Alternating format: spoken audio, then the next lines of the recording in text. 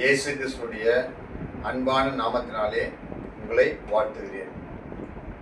பரிசுத்த வேதாகமத்திலே புதிய ஏற்பாட்டில் மத்திய எழுதின சுவிசேஷம் 6ஆம் அதிகாரம் 33வது வசனம் இவ்விதமாய் சொல்லுகிறது. முதலாவது தேவனுடைய ராஜ்யத்தையும் அவருடைய நீதியையும் தேடுங்கள் என்று சொல்லுகிறது.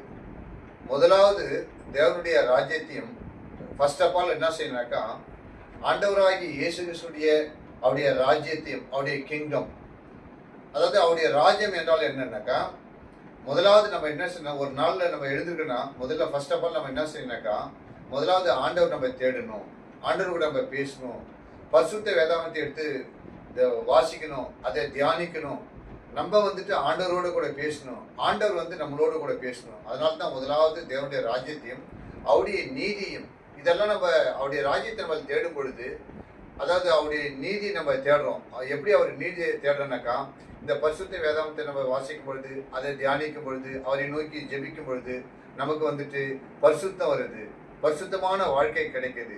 அதுவும் இல்லாமல் நம்ம என்ன புனிதமாக நம்ம இருக்கிறோம். அதாவது எப்படின்னாக்கா, நாம் புசித்தாலும் குடித்தாலும் எதை செய்தாலும் அவருடைய நாம மகிமைக்காக மட்டும் நம்ம செய்வோம். அப்படியெல்லாம் நம்ம பரிசுத்தமாக இருக்கிறதுக்காக தான் முதலாவது தேவனுடைய ராஜ்யத்தையும் அவருடைய நீதி, அவருடைய ஜஸ்டிஸ், நீதியின் தேடுகள்.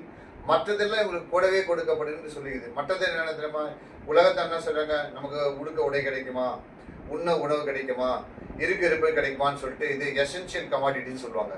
அதை தேடுறாங்க. நம்ம அதை தேட வேண்டிய அவசியம் இல்லை. ஃபர்ஸ்ட் ஆஃப் ஆல் நம்ம என்ன செய்யணும், முதலாவது தேவனுடைய ராஜ்யத்தை தேடணும், அவருடைய நீதி தேடணும். மற்றவெல்லாம் ஆட்டோமேட்டிக்காக ஆண்டு நம்மளுக்கு கொடுத்துருவார்.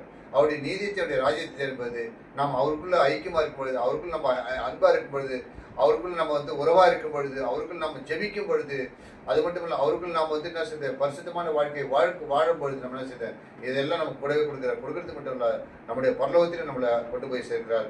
இந்த வருஷத்தை கேட்ட ஒவ்வொருவரையும் ஆண்டவராகிய இயேசு சாமி ஆஸ்வதிப்பாராக. God bless you.